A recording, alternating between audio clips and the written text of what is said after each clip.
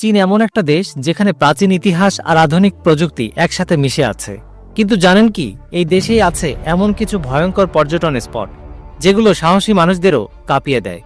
আজ চলুন দেখে নিই চীনের 5টি সবচেয়ে ভয়ঙ্কর পর্যটন স্থান, যেগুলো শুধু চ্যালেঞ্জই নয়, দিতে পারে রোমাঞ্চকর অভিজ্ঞতা। গুওলিয়াং টানেল। চীনের হেনান প্রদেশের পাহাড়ের বুক চিরে তৈরি এই গুওলিয়াং টানেল রোড এক কথায় মৃত্যুর সাথে খেলা। স্থানীয় গ্রামবাসীরা নিজের হাতে পাহাড় খুঁড়ে বানিয়েছে এই টানেল। এক পাশে খাড়া পাহাড় আর এক পাশে গভীর খাদ। সাহস না থাকলে এই রাস্তা পাড়ি দেওয়া কঠিন।